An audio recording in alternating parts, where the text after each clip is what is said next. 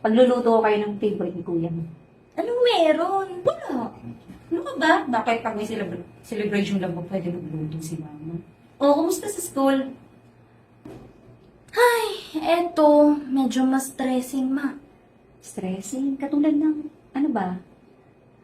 Kasi, lately, marami akong naririnig sa school eh. Tulad ng ano?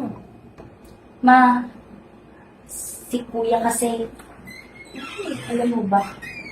Ma, Delphine! hindi pala ako. Oo nga pala. Ma, tingin pala ako ng pera para sa project. Di ba bibigay ko na sa'yo yung nakaraan?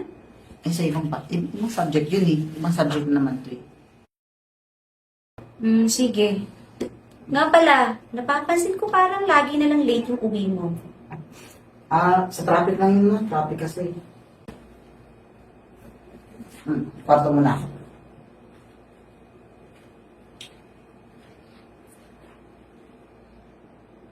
Yun na nga. Delphine? Mamaya nagigisingin kita. Yes po.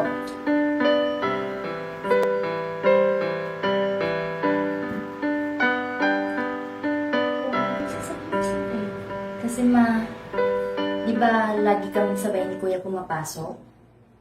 Pero sa school, hindi ko naman talaga siya nakikita eh. Ano ba nakikita? Lagi kayo sabay umaalis sa bahay. Ma, during break, lagi ko siyang dinadaanan sa classroom, pero wala siya dun. Anak naman, baka naman overthink ka lang. Malay mo makada sa CR o nasa kantin. Hindi, ma. Diretsuhin mo nga ako. Ano ba talaga yun? Yung mga circle of friends ni kuya, rinig ko, lagi nilang pinag-uusapan si kuya. Tungkol nga saan? Ma, mas mabuti nang kay kuya na lang manggaling. O sige na nga.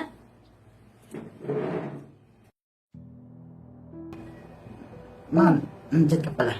Oh, bis na bis ka yata. Saan ka naman pupunta? Pupunta lang sa kaibigan. Kaibigan lang. Kararating mo lang. Aalis ka na naman. May gagawin kasi kaming project. Raven? Po. Ano ba yung sinasabi mo sa tungkol sa kuya mo? Ma, mas magaling nang kay kuya manggagaling. Pwede ba?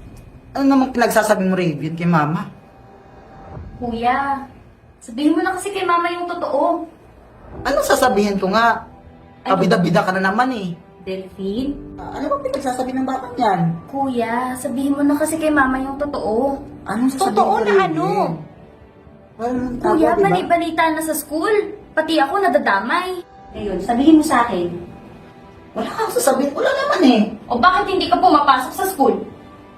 Ano hindi pumapasok? Nandun ako sa school. Sasabi-sabi, ikaw naniniwala ka naman dyan kay Raven. Delphine? Magsabi ka sa akin na totoo. May problema ba? Ano nga problema? Wala nga akong problema eh. Ikaw kasi panay ka kinig ng kinig kay Raven. Palibasa, paborito mo eh. Teka lang ha.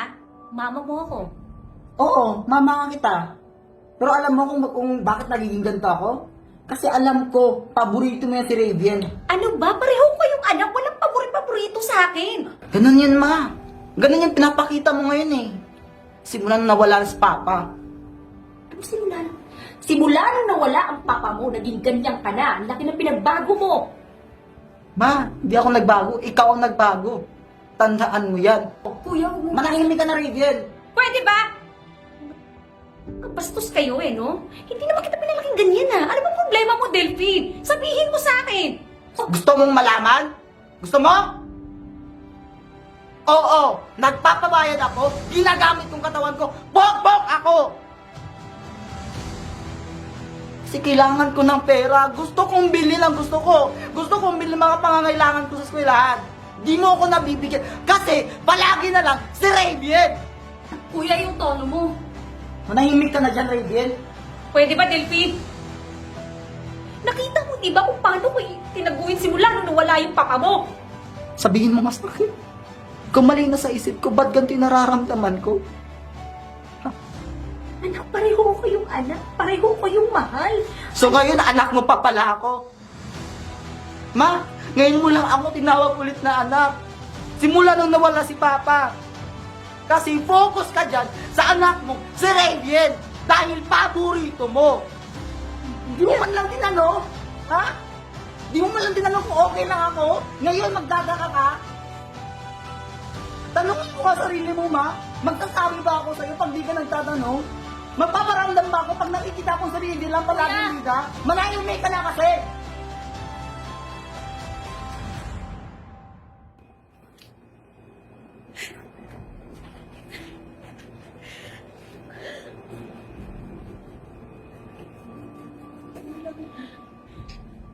Sumobra ba ako?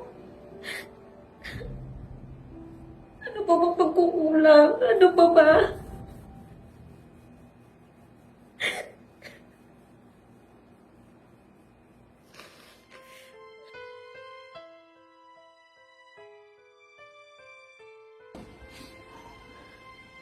Bes, nagawa mo yun? Oo, bes. Di ko na mapigilan, bes eh. Alam mo, ayoko mangyalam sa inyo Kasi, problemang pamilya yan, pero parang sobra naman yata yun. Parang di naman natama yun. Kasi, hello, I mean, buti ka nga may nanay eh. May kapatid ka. Ako wala. Walang wala.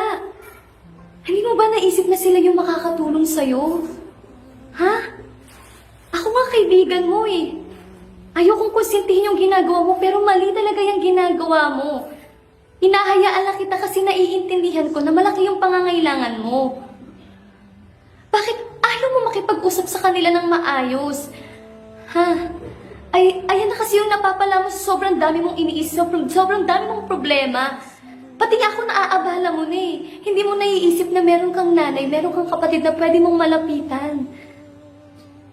Kasi ako wala akong ganun. Sana maisip mo na nandyan lang sila para sa'yo. Ako, kaibigan mo lang ako. Magsasalita lang ako sa'yo ng ganito, pero sila pa din yung mas makakatulong sa'yo.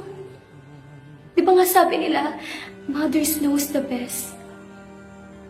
Bes, bumalik ka sa pamilya mo, mag-sorry ka.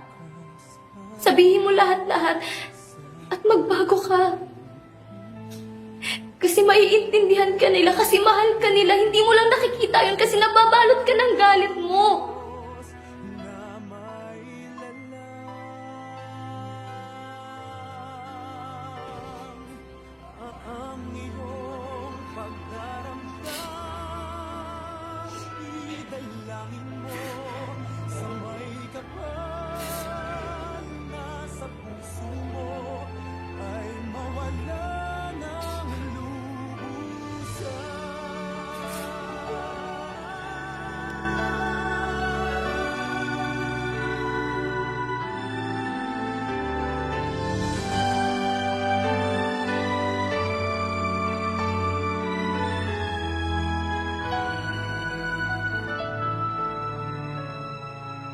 Sa daigdig ang buhay ay ganyan.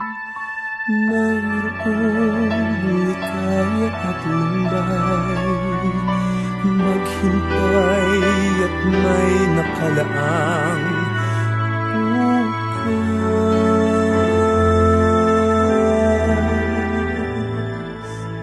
May bukas pa sa iyong puso.